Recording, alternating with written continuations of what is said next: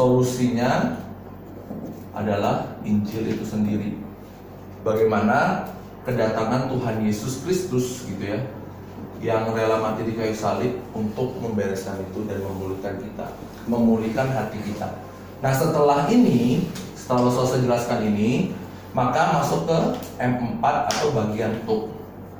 Apa yang bisa kita pelajarin atau what's next-nya apa? Nah, what's next-nya inilah yang los silakan atur sesuai dengan konteks daripada anak-anak yang ada di kelas los masing-masing. Nah, jadi sekali lagi dari sini kita belajar menekankan kepada anak-anak bahwa setiap mereka, walaupun entah itu di level yang kelas 7, kelas 8, kelas 9 sampai SMA, setiap kita tuh punya kok kecenderungan untuk nggak bebas dari suatu otoritas. Bahkan los kadang juga nggak terlalu suka ketika hidup los banyak diatur dengan orang-orang yang punya otoritas, misalnya yang istri dia terlalu banyak dikatakan sama suami lah, atau suami yang kerja mungkin dengan bosnya lah, atau siapa gitu ya. Nah tetapi ya itu yang kita sekali lagi lihat bahwa otoritas dalam kehidupan manusia itu menekankan bagaimana kita belajar untuk tunduk terhadap otoritas itu. Dan ini adalah cerminan kita ketika kita bisa lakukan itu dengan orang-orang yang Tuhan letakkan dalam kehidupan kita. Itulah cerminan kehidupan bagaimana kita menghormati Tuhan juga. Itu bagaimana membawa kita belajar tunduk sama otoritasnya Tuhan. Nah jadi kalau misalnya nanti di M4-nya lo mau taruh misalnya pernah nggak punya pengalaman misalnya dengan orang tua, dengan guru di sekolah, atau yang di sekolah minggu misalnya. Atau misalnya pernah nggak Tuhan misalnya kasih tahu nggak boleh kayak gitu tapi masih ngelakuin. Nah itu sama aja kan, kita nggak mengikutin otoritasnya Tuhan buat hidup kita. Nah jadi lakukan itu.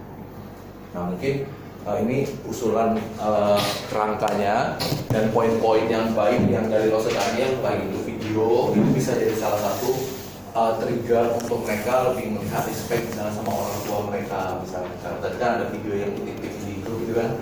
Nah itu bisa jadi salah satu trigger untuk visualisasi mereka untuk menghormati orang tua mereka gitu ya.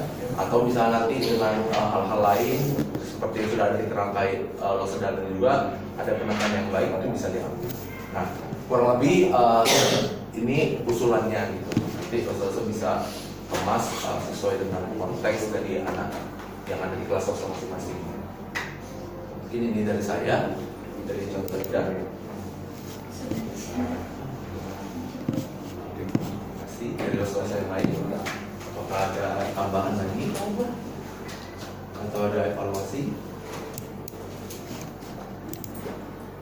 Itu contoh yang video yang nonton kita nonton itu ada kata-kata mama itu yang kayaknya waktu anaknya ada masalah, tenang mama di sini gini-gini. Itu kayaknya itu yang aku kurang setuju. Terlalu ideal. Ya selalu ada gitu. Iya karena